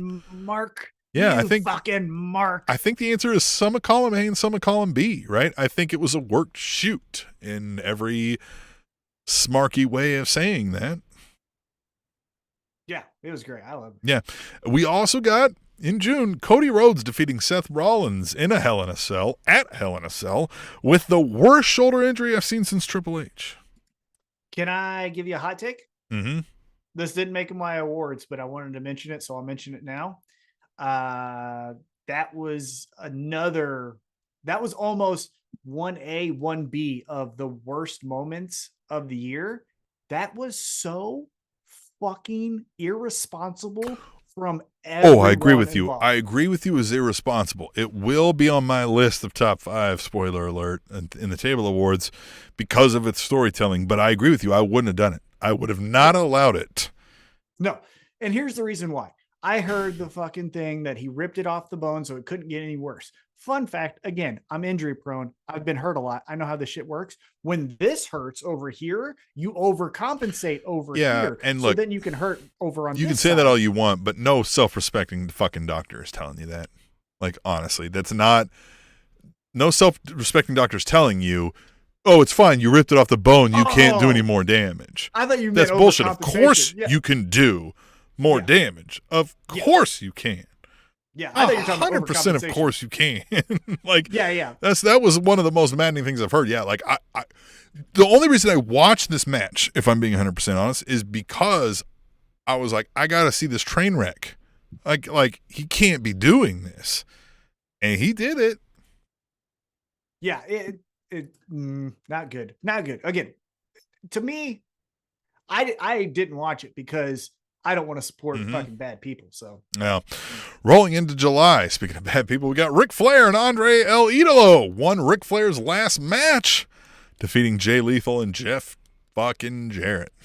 And then in December, it gets name check in the Acclaim rap on Jeff Jarrett and Jay Lethal. So, and I kind of don't believe it's Ric Flair's last match, if I had to be honest with you. Oh, it's the last match I'm going to pay attention to. Also in July, Vince McMahon reluctantly retired from WWE following the discovery of several hush money contracts about multiple sexual harassment and assault cases involving a fuck ton of women spanning the last few decades. And good riddance. All the better. He's still the top fucking money maker in WWE. So like, oh, he's the largest shareholder in WWE. He's so he don't arguably in a more advantageous situation to earn his money and not have to fucking do anything. So greatest punishment ever for him, I guess. But honestly, I think we've said it. Fuck that guy. I know everybody, and not everybody, but a lot of people want to try to come to his defense and be like, look, we wouldn't have what we had. And to that I say bullshit. We wouldn't have the exact moments we had and the things we had without him, but to think that like nobody might have seen the idea that pro wrestling could be a money-making venture in media entertainment without Vince McMahon doing it is just false. It's just false. Could have happened, might have happened, and in fact, Vince McMahon made sure nobody else did it through his improper, immoral business tactics. So, like, I don't really care. I'm kind of glad that he's gone. I think his ideas sucked since 2000 whatever, and so, like, I don't. All the better as far as I'm concerned. Maybe not even good enough. Is he gone? God damn. Can we see a Steve Jobs level? Vince McMahon returns to the company that pushed him out. Look, at least Steve Jobs did actually resurrect the company that pushed him out. Like Vince McMahon would just tank it harder. And honestly, fuck it. Let's see it. I don't want to give my comments yet because worst moment of the year is. Hey, we might have a consensus. This is adjacent to that. Yeah, we might have a consensus. All right. So September rolls around. We got the Acclaim defeating Swerve in Our Glory at Grand Slam to win the AEW World Tag Team Championships. And we'll talk more. We'll talk more about All Out. CM Punk defeated Moxley the AEW World Championship at All Out, but would proceed later that evening to go on one of the most out-of-touch, woe-is-me crybaby press conference appearances since Cam Newton lost the Super Bowl, and would be stripped of the title and released from AEW. You like that reference? And would be stripped of the AEW title and released from AEW. Also, after involving a fist fight with I guess he's not technically released, is he? He's not released. He's injured. He injured his bicep. He's whatever. There was a fight. There was brawl out, as we've discussed. Look, we were there. We were live in Chicago watching All Out. We got chairs to prove it. Sitting over here, it's got stuff on it. I don't want to pick it up. You know what I mean? It's got it's got a bunch of shit over here on it. But I just, the press conference was one thing, right? And I think that might have been like, well, that was fucking weird, but we would have moved on. But it's him saying, come fucking find me if you got a problem. And the people he said that to said, okay. And fucking went to find him. And then all hell broke loose. And male egos got in the way. And a bullshit slap fight broke out. And you know what I mean? Like, and here we are now, right? Well, yeah. And to that, I would say, because to all the people that would say, like, this is obviously the worst year in AEW. Look at Brawl Out. That was one of the worst. Like, there's been fights almost every year in pro wrestling backstage. Yeah. Hell, Khali and Big Show. Sid, if you don't remember this, Sid took a pair of scissors to Arn Anderson. Huh? And Arn Anderson carries that thing on him. You know what I'm saying? So, like, was it that bad? Did WCW survive for another 20 years? So shut the fuck up. Arn Anderson has got it on him, and it's probably cocked. Like, it's ready to fire. He don't need a gun. He's got the like, that thing might be cocked in his fucking waistband, dude. Like, he's a step away from Plaxico Burressing himself at all fucking moments. But what I'm saying is, like, the fight was not a big deal. Yeah. Everyone's reaction to it because we're in a world of 24/7 content and we need to say something about something and give me some opinion. Blah, Honestly, blah, blah. from all That's accounts, some bullshit. I don't mean to deride it and call these guys weak or anything. It was a slap fight. This is how most fights actually break out. Somebody goes, "Who would he tough?" Some guy swings, misses. Somebody pushes them into the ground. They fall on each other. They might get a couple of half shots to the ribs, right? Like somebody gets scratched, somebody gets bit. Like this is a bar fight, right? Like this is exactly what happened. Fighting shouldn't happen. I haven't heard of too But many. this is what no. But this is what when you get random two dudes in random public setting getting a fight over something stupid. This is usually how it goes down. It's not a fucking 12-round boxing clinic, right? Nobody's getting clean blows across the bridge of the nose, right? Like this is all a mess that not even fucking Tom could commentate live. UFC, look him up. Anyway. Also in September. Fuck the UFC. Yeah. Also in September. Fight Haven. Go to @Fight Haven if you want to see some good fights. There you go. Also in September, Moxley defeated Danielson in the tournament finals to win the vacant AEW World Championship that was vacated because of the whole CM Punk brawl-out incident. NXT ditched its short-lived colorful presentation and logo and returned to the black and gold with a little bit of white in it, which was probably a good move. Saraya would debut in AEW in September, although she would not wrestle until November. And so, it was big moments. October featured National Scissoring Day, right? Like, and we all loved that, right? Those big golden scissors. Everybody look to your left and your right and scissor, love that.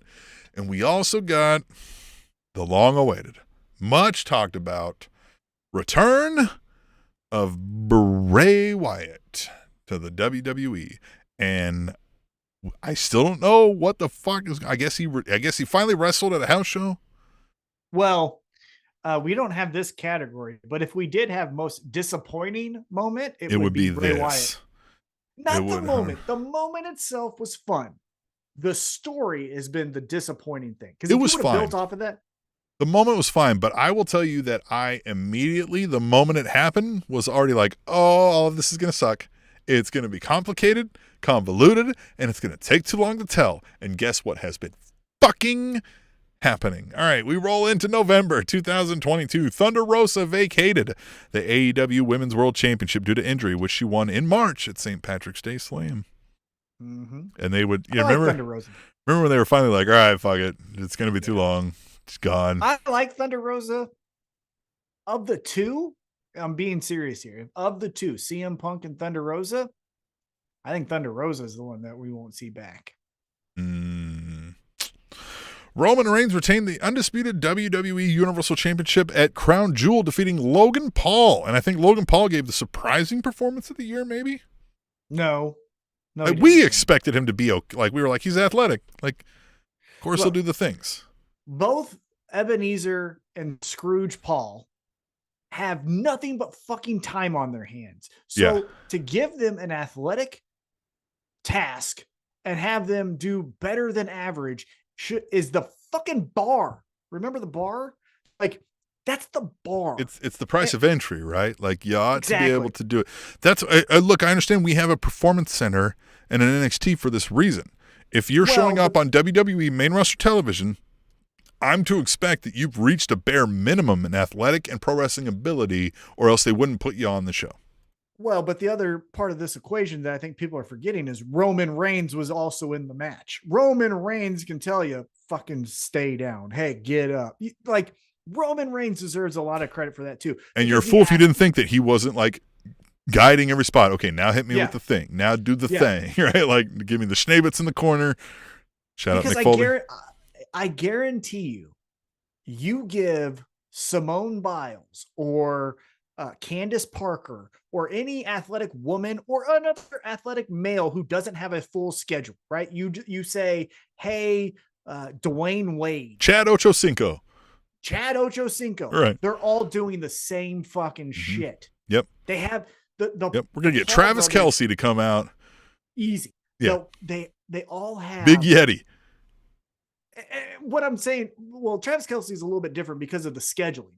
When the Paul brothers have nothing else so let's say do. It's Rob Gronkowski, right? Recently retired or whatever, right? Yeah. Yep. Yep. Yeah, you give him however many months that Give him Paul 6 weeks.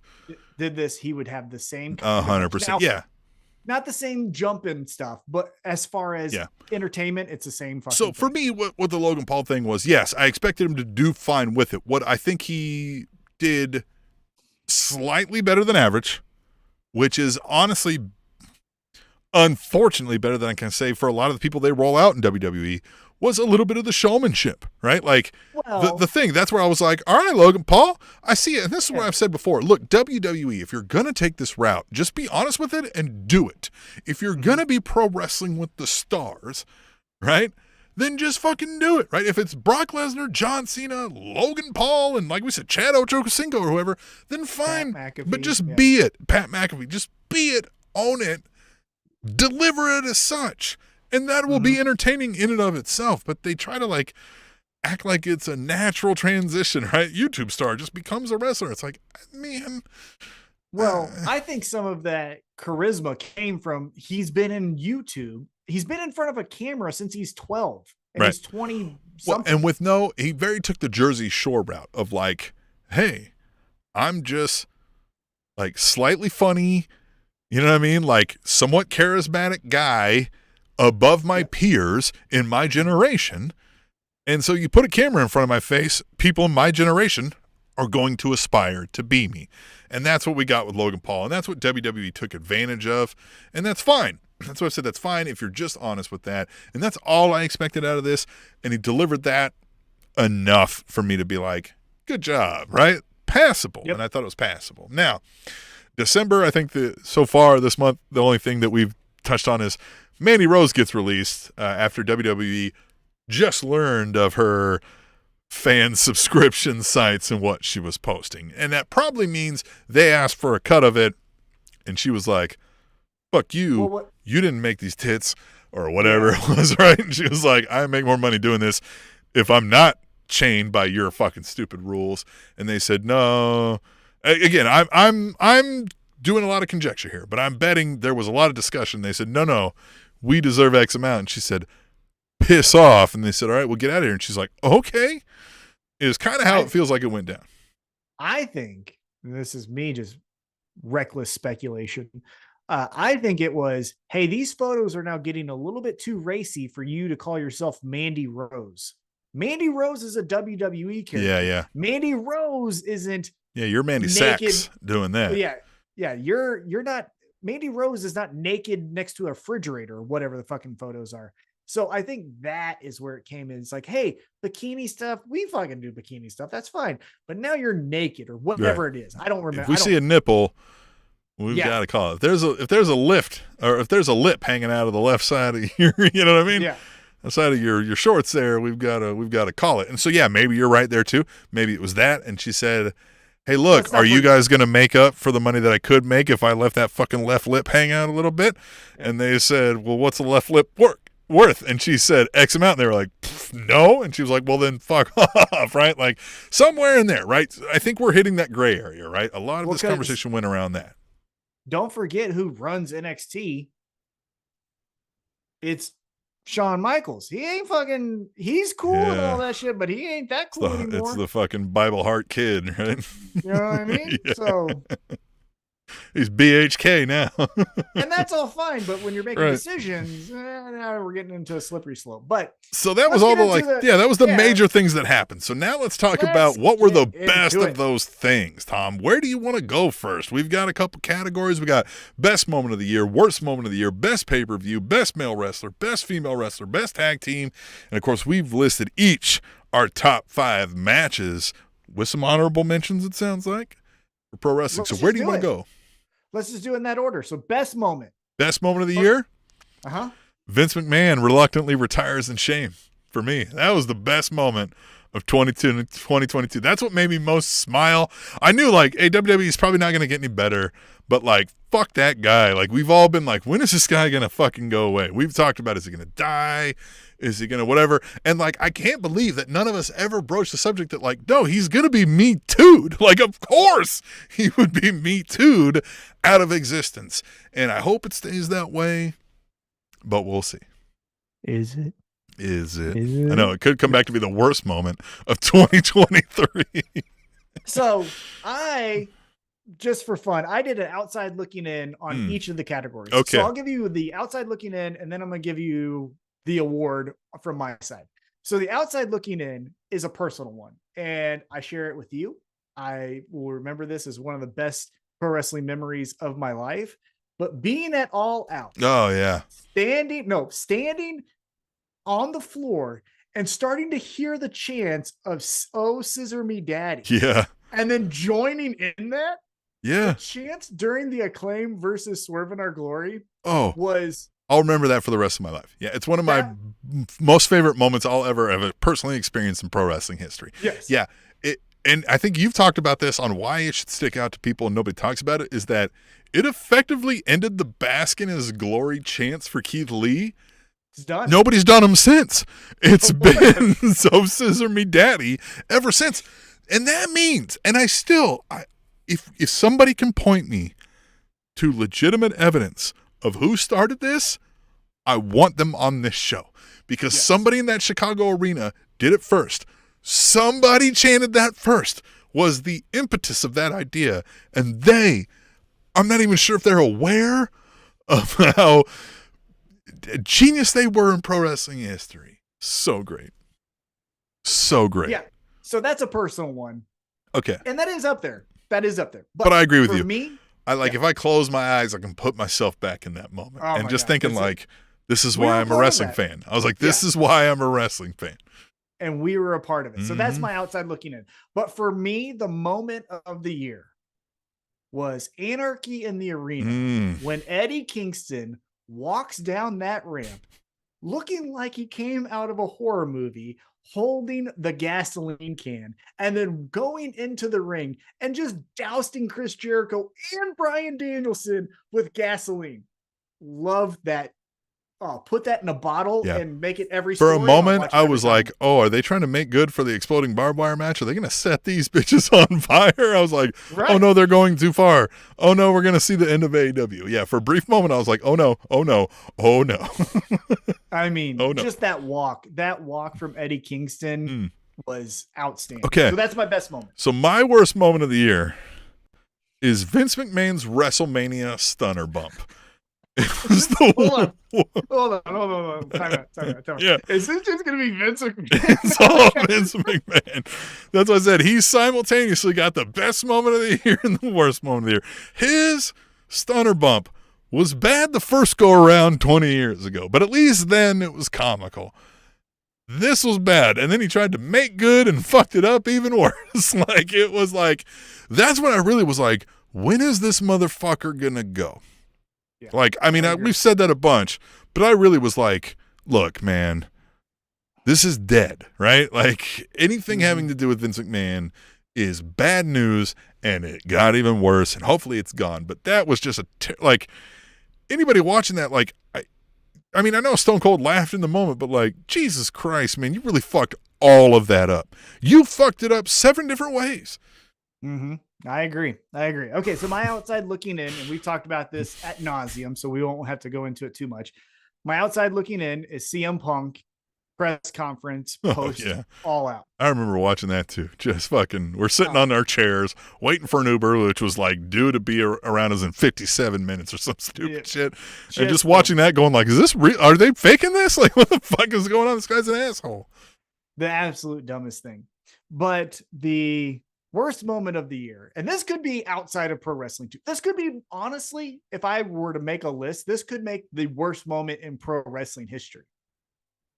And it is the brain dead, tone deaf, psychotic moron that is now the co-CEO, Stephanie McMahon, having a "thank you, Vince" chant from the arena after all of the allegations of which he was accused and convicted, even though it never went to a court, but he didn't fight it, against all these women. That's what that real moron, bad. that tone deaf, stupid person. And that's why I told you when he got kicked out, Not from Stephanie. Well, and Stephanie's honestly, still it's there. that. It's we've all talked a lot about Triple H, right? Triple H is now in charge. Triple H is leading the things. But I think we had already understood Stephanie McMahon to be an out of touch, like just unaware person. Mhm. And to come out with this, just like lock that away. I was like, oh, there's no redemption anymore. Right? Like I won't ever be like, oh, Stephanie McMahon's got it. Like now I'm just like, No. nah, you're She's fucking in it. out of it. You're out of Yeah, it. this is second. So again, if I were to make my top 10 list, she might be 1 and 2 because 2 would be after 9/11. She equates the resolve of American society to Vince McMahon fighting the federal government over the steroid trial. Like, you fucking idiot. Yeah, You she's want got the to worst just- case of Stockholm syndrome I think I've ever fucking. I'm telling you, they fucked. I know it for a fact. They have at least made out. I know for a you fact, can't- allegedly, that they have. I'm just saying. Allegedly, that's another shirt we need. Allegedly, But allegedly. they are. All right, so That's then the worst that moment was of the the- worst moments. We don't have a consensus there either. But let's go into best pay-per-view of 2022. We might have a consensus here because I'm going to say it was AEW Revolution. Look, you had Hook. I mean, if you have Hook, you're already on a solid platform. You have Hook defeating friend of the show, Cutie Marshall, which, god damn it, we forgot. Cutie, I know you Well, want at to be the on end the of show. the show, we didn't have. We forgot. time, Anyway, you had House of Black versus Death Triangle, which that's a lot of spooky. You've got Eddie Kingston defeating Chris Jericho by submission. You got CM Punk and MJF in a dog collar match. Britt Baker versus Thunder Rosa. Moxley versus Danielson. Sting jumping off a balcony before he decided to start doing it every week. Hangman defeating Adam Cole to retain his AEW title. I think everything had great stories leading into it, and almost everything delivered from a storyline perspective and an in-match delivery. I think as a holistic whole, I don't think it had always the greatest moments of 2022, but I think as an overall pay-per-view start to finish, I'm going to give the nudge to AEW's Revolution. That's my outside looking in. Mm-hmm. Solely based on that dog collar match. When Wardlow slides the ring to Punk after saying he couldn't find it when MJF was Great needing moment. it, fantastic moment. And that dog collar match is, spoiler alert, on my outside looking in for top 5 matches. It was hard not to put it in there, but outside looking in. Revolution was awesome. But for me, I'm going AEW Full Gear. This is when MJF defeated John Moxley for the World Championship. Again, another Casino slide ladder of match. The casino ladder match. You had Death Triangle versus the Elite coming back. You had Jungle Boy versus Luchasaurus, which where's Luchasaurus? Kind of missed that guy. You had Soraya's in-ring debut, which was a little flat, but still monumental, defeating Britt Baker. You got Samoa Joe defeating Wardlow and Powerhouse Hobbs to become the TNT champion. Sting and Darby Allin taking out Jeff Jarrett and Jay Lethal is always a fun thing. And then before the show, you had Eddie Kingston beating Jun Akiyama and then cutting that promo of like, buy the pay-per-view, I gotta go, and then just rolling out. So yeah, for me, Revolution's close. But as so close. Same like thing. My outside looking in would have been All Out. I mean, we were there. That's why I kind of thought I was like, maybe I'm misremembering because we were there. But I mean, look, they were 1A and 1B, if I'm being honest. Now, we're going to move into the individual awards here. For the best male wrestler, I'm giving it to John Moxley. We had 61 televised or pay-per-view matches. He canceled his vacation to help stabilize AEW after the CM Punk and Elite All-Out Media Scrum incident. He wrestled the biggest names in AEW this year, right? CM Punk, Hangman, MJF, Bryan Danielson, Chris Jericho. He also wrestled up-and-coming names like Wheeler Yuta, Daddy Magic Matt Menard with his hard nipples, Dante Martin, right? He wrestled in multiple companies, including New Japan and Game Changer Wrestling, where he held the World Championship and had 2 intense battles with the man, the king, the god of this shit, Nick fucking Gage. I'm giving John Moxley Male Wrestler of the Year. Look, yes. If we were to like put this to a poll, or really like if this was a debate, you would win. Moxley is right. the Wrestler of the Year. Yeah. But for the buzz and the significance and the oh shit, he's on TV, I've got to stop and make sure I see this live, I'm going MJF. Going MJF. Look, when he was gone for 3 months, each and every week, everyone's speculating, is this when he comes back? Is this when he comes back? All of that. At the beginning of the year, we didn't have this, but I think we talked about it off air. The feud of the year to me is CM Punk and MJF, and it wasn't because of CM Punk. CM Punk did great. CM Punk did really well in the feud, but the origin story promo that MJF cuts, then the turn that he does where he cuts his head open, CM Punk's head open, covers him in the white shirt and calls himself the devil. And then coming back as the devil at All Out, getting the casino chip, and then doing the stuff with William Regal capturing the title at Full Gear. You know, Jon Moxley is like the heart and soul. Like, I'm watching back more of his stuff, but the moments, I'm going MJF. And before you get into, if you have one, an outside looking in, I've got an outside looking in, but it's way outside looking in. I wouldn't put him at 2, 3, or 4, whatever, but like, I want to make sure we discuss all the great shit Matt Cardona did throughout the year as well, right? Like, Matt Cardona gave us some fucking moments this year. Yeah. Especially if you were watching GCW.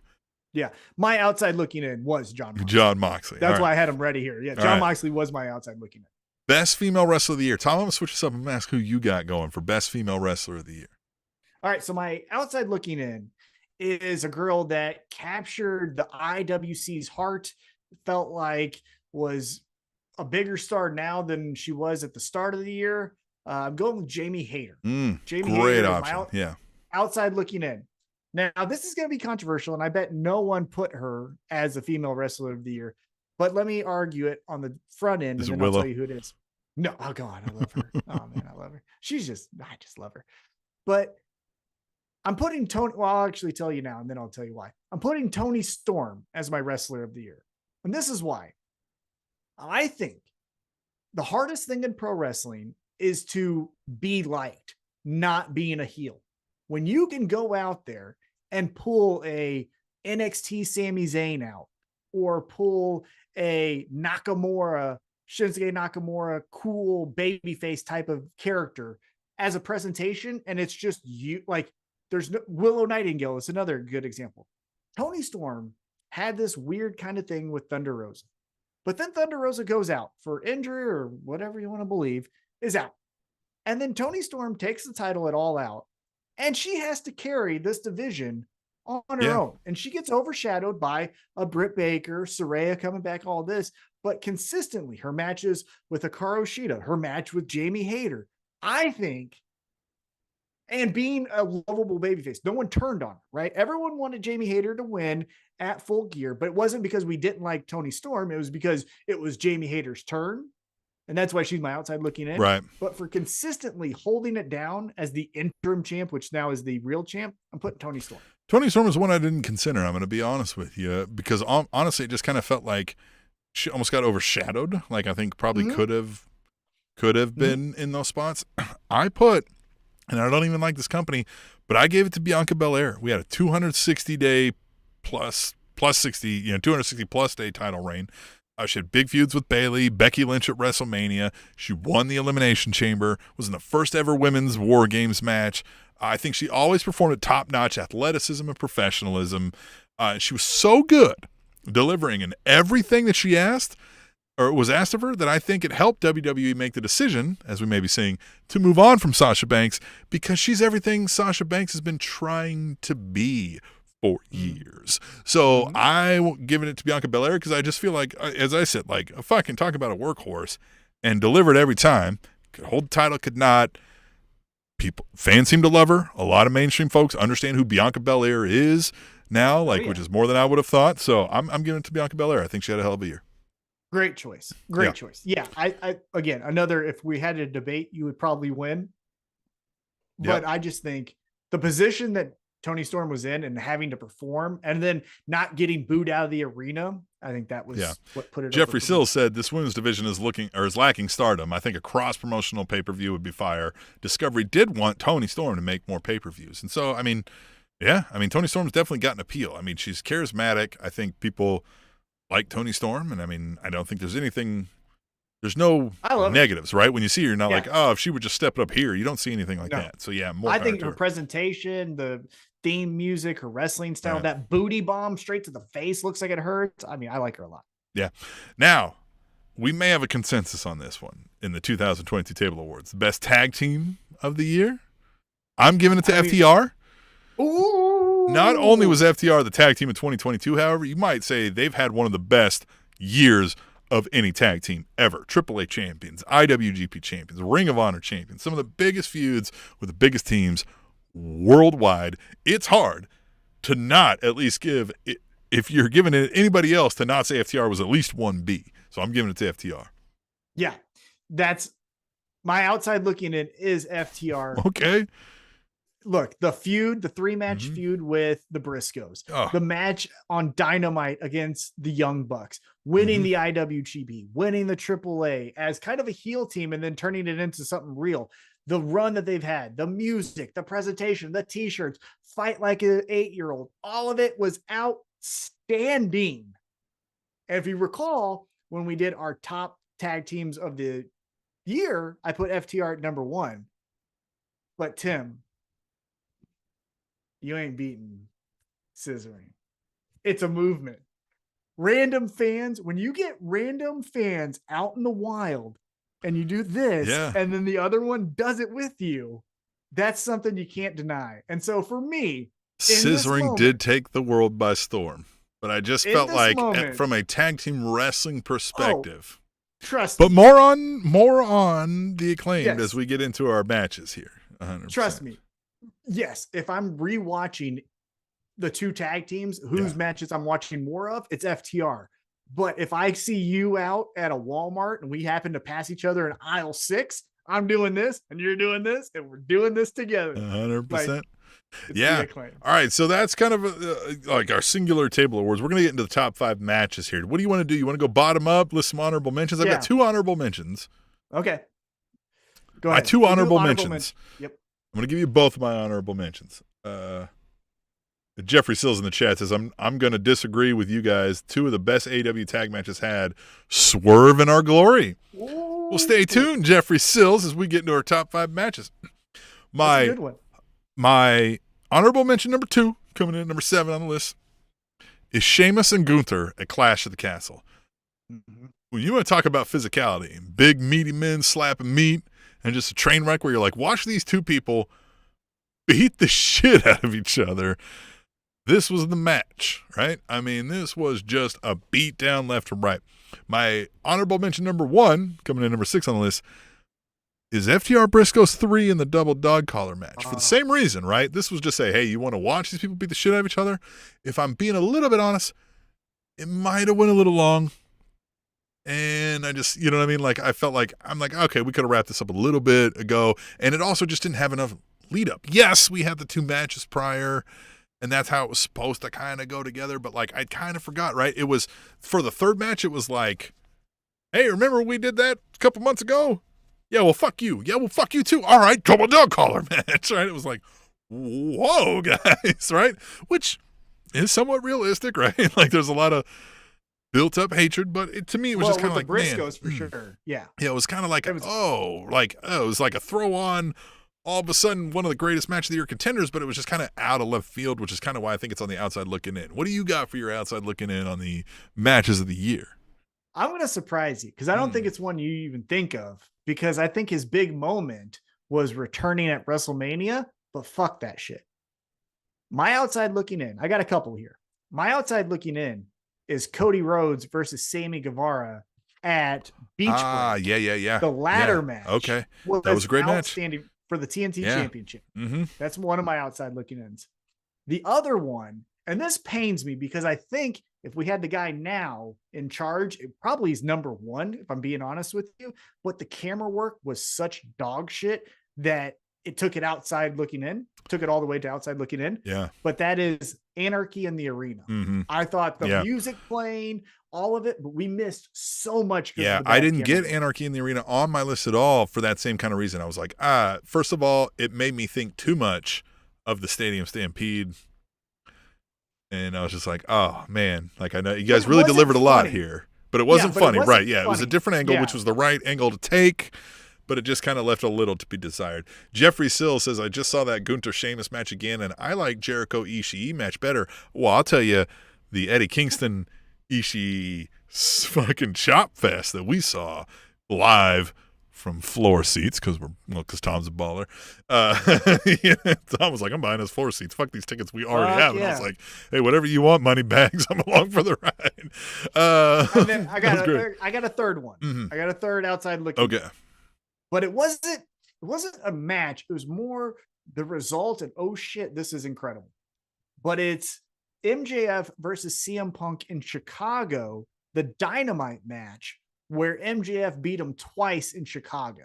Yeah. And again, if you remember where Wardlow walks up and does the stare down, but in the back, he's handing the diamond ring to MJF. MJF then hits him in the back of the head. He beats CM Punk in Chicago.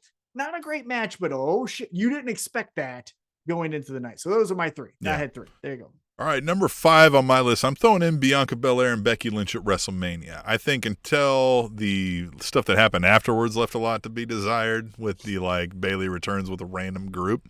But I thought the match there, and especially knowing Becky Lynch was clearly injured and finishing out the match, I think just from a storytelling kind of left or right as just a standalone match. You could start that match for folks and be like, watch this WrestleMania match. And they were great performances all around. I'd give that a solid number 5 match of the year.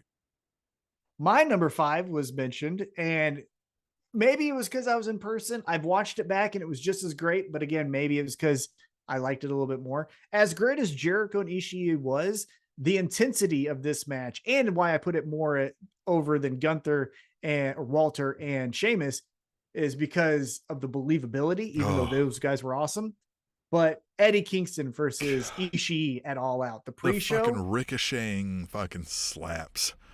And the intensity, because when they were going at it, both of them matched it with the veracity. The yep, we're gonna fucking go at it. And not to brag about our seats, but we were so close where they're up in the ring and stuff, but they look just as life size as if they were standing right next to us, right? Mm-hmm. And it was just seeing the sweat fly off when they would give a chop to the chest. And just God damn it, I'm gonna fucking kill you. You could tell that they were red. You motherfucker. Where they invited each other, just hey, hit me as hard as you can, but know that I'm gonna be bad, and the only way I'm gonna have to get it out is to hit you back as hard as I can. And Jeffrey Sill says that match slapped literally. Heyo. Hey. All right, my number 4 match of the year. This is one I don't see people referencing a lot, but I think we forget was a pivotal moment in 2022, and it's Moxley versus Wheeler Yuta on Rampage, April 8th. We're talking the fucking blood pulsing out of the forehead, the birth of the Blackpool Combat Club logo. Great stuff out of these two, and Wheeler Yuta coming into his own. If we were oh shit, if we were to rename the pillars of AEW, we might have to consider a Wheeler Yuta. I like it. We're in agreement. That's my number 4. All right, look at that. Is Yuta versus consensus number 4 versus John Moxley. Yeah, consensus I think that was a star-making performance. I think the most important thing there that maybe is getting overlooked is Yuta had to be damn near perfect. If there was any misstep by him, it all falls apart. Moxley could have done his thing because he's the veteran, and if he forgets something, he didn't take the guy serious, so you could write it off as fine. But if you'd have fucked up at any spot in that match, it all falls apart. But the yell, the blood sport yell, when he's seeing the blood in his hands and he's covered on his face, I mean, that they made a t-shirt out of it, for Christ's sake. Yeah, and my number 3 is one that I wish I wasn't talking about this match, because as we discussed, it was irresponsible. And I wish they wouldn't kind of enable this kind of thing. But the Rhodes versus Rollins at Hell in a Cell. When Cody Rhodes showed up with that thing, and I was like, how are they going to do this? And they built an entire match around it. And Seth Rollins looked brutal, looked evil, but still kept Cody Rhodes as safe as possible. I mean, these are things that only 2 grizzled veterans could pull off and had to be top-notch performers. And these guys delivered hardcore in what had to be the shittiest situation imaginable delivered to them. All right, so my number 3, even though my whole list has been AEW, because there's one promotion I prefer over the other, I will include a WWE match. And it was the most fun match they put on. at SummerSlam, Brock Lesnar versus Roman Reigns. I mean, there was the fucking mic toss that Roman Reigns just caught. That moment in itself was fucking cool. The goddamn ring was lifted up all of Yes, and so I saw some of that back when WWE decided to do a clip show, even though they were doing a live event show at the same time at Madison Square Garden, which is weird. But whatever. Yeah. Like everybody acted like, oh my God, we've never seen anything like this. And I'm like, we've seen 1,000 things like this where WWE brings in a vehicle into the arena and like does some kind of big spot with it. I'm like, we've seen it. Now, what I will say is when watching it back is they couldn't have practiced this because like they're not going to break a ring just to practice. So Brock had to be able to lift that thing just enough that Roman could safely tumble out of and not flip it over and not break it into 1,000 pieces. So Brock had to know how to work that tractor, which we're all assuming it does. But like, you know what I mean? It was iffy. There was a lot of room for error, and they didn't get into that gray zone. And the variable that I don't think is appreciated enough is it was fucking Brock Lesnar. Do you think Brock Lesnar considers anyone? Yeah. Like Brock Lesnar. And he kind of, the first time he hits it, it kind of shoves it. He's like, oh. If he would have missed that and just kept flooring it, we might have been talking about a dead Roman Reigns right now. So, yeah. It falls down a little bit because of the finish, because as we talked about, last man standings in WWE have turned into how can I just not let this person stand up? Avalanche the person under a barrage of junk. Yeah. But it was the dumbest, funnest match that I think WWE put on. Well, and then we got Theory with a failed cash-in attempt. Yep, Theory failed cash-in well, it wasn't even failed. It was like he couldn't even get the cash-in done because he kept. Yeah, it was weird. And I really like. Can you imagine the people that were ringside where the thing gets lifted and then like they don't get to see any of it, and you spent like, hundreds of dollars on floor seats? I think I might have been asking for a fucking refund.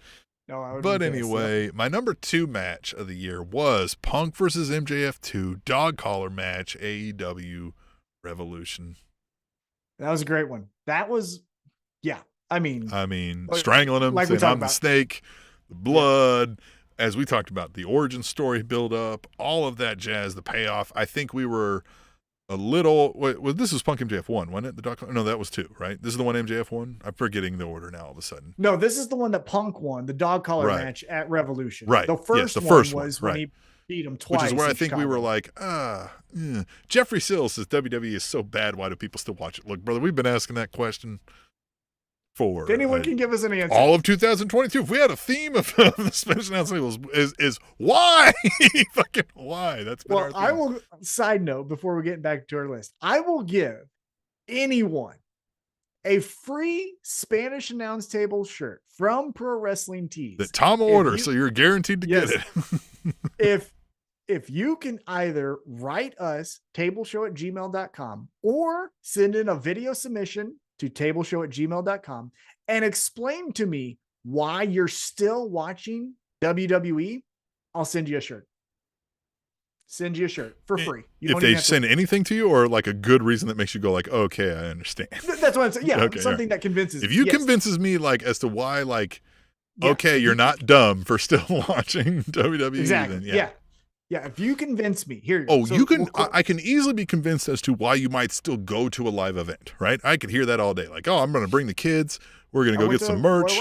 We're going to watch something. Like, I get that. Like, because of course it's a circus. I think we've argued sometimes that's part of the problem is they're writing to that live theater audience and not necessarily the week over week television viewer sometimes, right? It's more of a big top rolls into town and then they go off to the next thing and do it again and fucking, you know what I mean? Like it's just lazy. Like, yeah, exactly right. So let me we can clip this. We'll put this on our social media. Here's the clip here.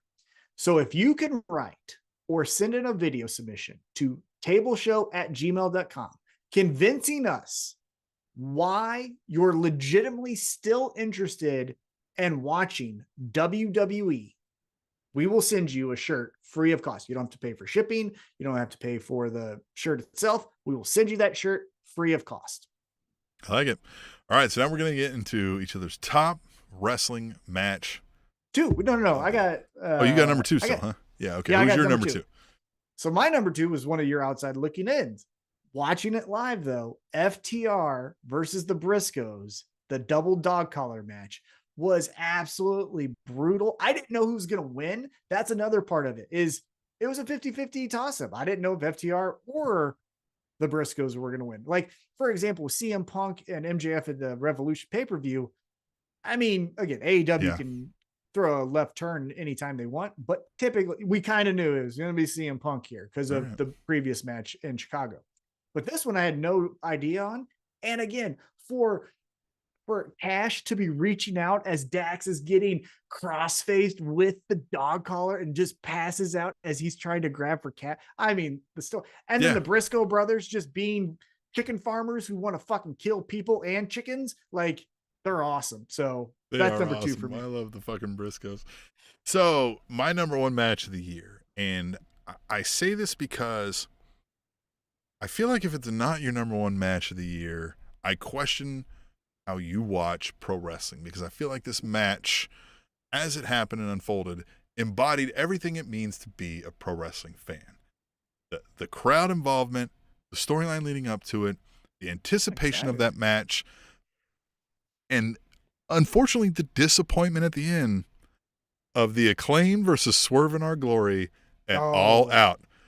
Tom, the moments where we were on the edge of our seat, where our heart was broken, where we were fucking cheering, where we were viscerally screaming at folks, where we were stealing chants, I know we were there. But like, even watching it back live, it's just like, this is what being a longtime pro wrestling fan is. All those things paying off to be in a magical moment that couldn't exist outside of all of those 17 things kind of happening over the course of existence to leading us to this moment.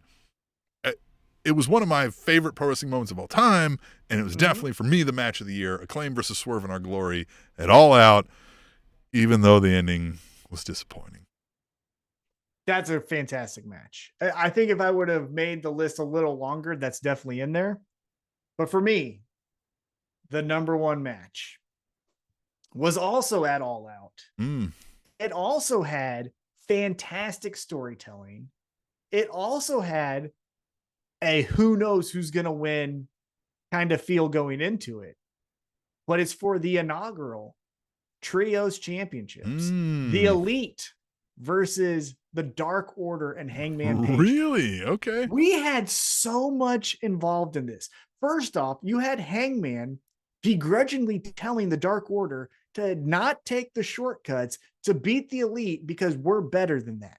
Then we had the face-to-face, oh my God, this is the first time since the previous November, Kenny Omega, Hangman Adam Page, after their whole feud from the previous year. Now here they are face-to-face.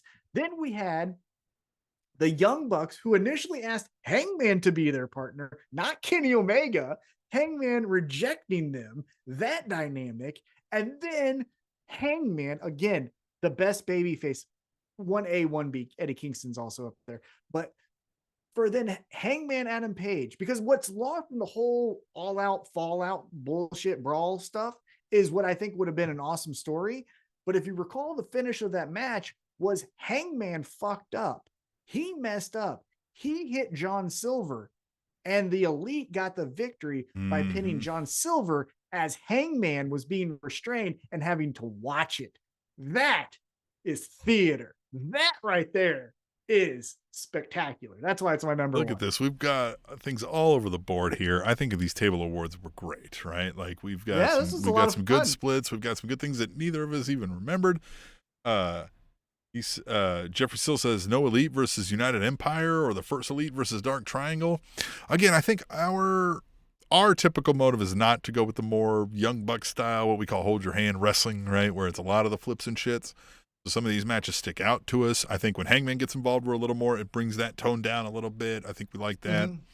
We're a little bit more on the, like, honestly, like, we didn't always hate JR when he said slow it down a little bit, right? Like timing is an issue where it looks too fake sometimes for us when they go too fast. So I think that's why maybe some of those sit on the outside looking in. But yeah, it's outside looking in. What I would say about both of those matches is, to your point, Jeffrey Stills, the Elite versus United Empire had the built-in Will Ospreay, Kenny Omega, what the fuck.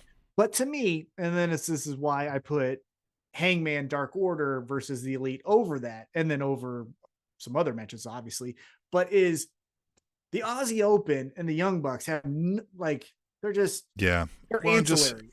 Like that was another one where the feud was Ospreay Kenny Omega, which New Japan in 2023, exactly. you might see something there. And that's the feud that was built in. And even for somebody like me, who I know the whole hey, let's get Ospreay versus Omega is going to be a big time deal because I know what those names represent. But I also know look, man, I might have seen 2 or 3 Will Ospreay matches in my life. Prior to AEW, I might have seen the same amount of Kenny Omega matches in my life. So to me, it was just kind of sure, when they came up and they were like, let's do this, it was oh yeah, I've heard of this. But it was let's do this. All right, next week we're doing this. And it was whoa, right? There wasn't a whole lot of build up for me, the fan who hadn't seen all this before. Now, maybe shame on me. I'm willing to admit that, but that's why maybe it didn't make my top list. And the first Elite versus Dark or Death Triangle match was pretty great. And I'm not going to say it wasn't. And the finish was pretty surprising. Yeah. But I think if we're writing down the best matches in this series so far, and we haven't got match 7, so maybe we're not correct yet, but it's the Chicago match where the Elite just clown on CM Punk the entire fucking time. And for me, just to all I can think about anymore when I see Lucha Bros and Young Bucks together is that cage match. So now it's going to be a while. It's going to be a while before I remember that when I see these two. And so again, I might honestly think that was the best cage match I've ever seen. And so it was just man. Ugh. Yeah. Ugh. But yeah. So that's why these are great though. Yeah, but for me, the stories is because I also see your comment, Jeffrey Stills, about Hangman didn't have a lot of matches. True. You could have one match and I might put it at my favorite. Me, it's the story. And with that, Dark Order, Hangman, and the Elite, because also, if you recall, that was the return of Kenny Omega with the Elite at a pay-per-view. That was and this is what I love about these conversations, right? Jeffrey Sills is getting involved in it. You too can get involved in it. You can join us live on the YouTube chats, and we'll be saying it live as you say it on the podcast, YouTube live stream, whatever you want to call it. But you can also hit us up on the Twitter, Table Show, or at Table Show. You can hit us at tableshow@gmail.com. Give us your breakdown of these awards that we gave out. What would your Table Show awards have been if I fired Tom and put you in the co-host seat right here, or if Tom fired me, put you in the co-host? If it was Frank and Tom, what would your or whatever your fucking name is, right? Fucking Tucker or whatever, fucking Tucker and Tom of the Spanish Announce Table, what would be your table awards? Hit us up on tableshow@gmail.com. Tom, this has been a great show, a great year. I had a blast watching wrestling this year. We went to All Out. We've been to various events throughout the year. We've been to some local shows. We went to a GCW show. Got a GCW shirt. We met the man, the king, Gage, the god of this shit, Nick fucking Gage. God damn, love his energy. So cool. Fucking love his energy. God damn it. God, have you even washed since you fucking hugged him? Nope. Yeah. Look at this beard. Does it look like I've washed? Yeah. So hit us up, like we said, at all the other places. Go on SpanishAnnounceTable.net. You can find links to our shirt. You can buy our shirt on Pro Wrestling Tees, which means we're authentic, right? We're official. You can donate money on the PayPal, or you can just use Cash App. It's Spanish Announce Table. Pretty simple. Help us out so we can keep delivering this to you in 2023. And I think that's maybe it, right? Maybe that's all we've got until 2023. Let's see you in 2023, buddy. We'll see you later. The Spanish Announce Table.